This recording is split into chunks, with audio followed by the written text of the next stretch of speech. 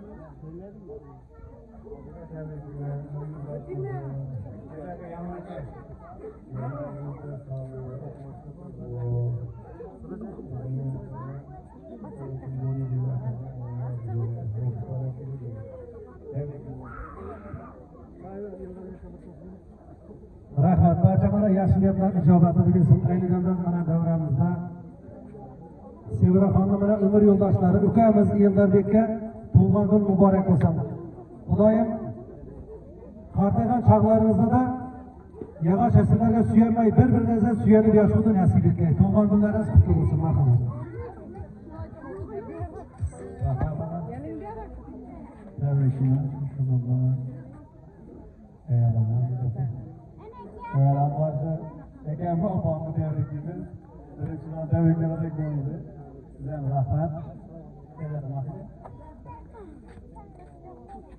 Tabriklayman, katta qiz bo'lsin, o'quvchi bo'lsin, jamoasining xonadonimiz tinch bo'lsin, yurtimiz tinch bo'lsin, hammaga omad tilaymiz. Sizlarga beramiz deydi. Allohga olaylar, voqealar duoyimiz tabriklaymiz. O'quvchi tinch bo'lsin, Xudo tinch bo'lsin, tabriklaymiz. Nasida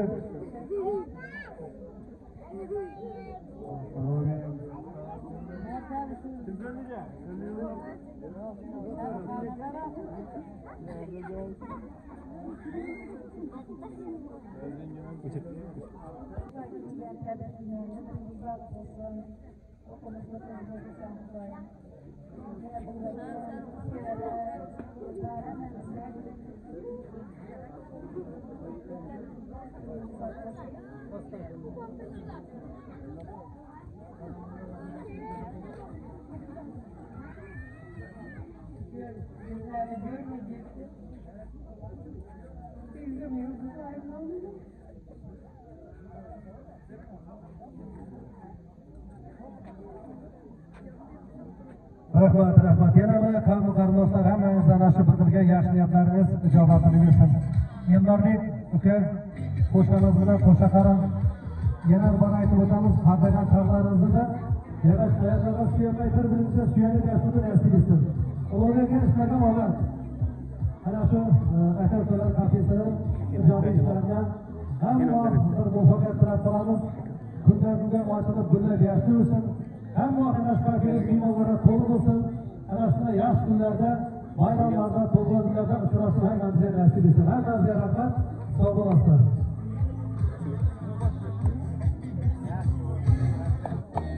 Salın kalbıma gitme yüzünden nereye? Kimle süre yarsan sürlemeye beri. Bana bir bak, bana bir bak, bana bir bak, bana bir bak.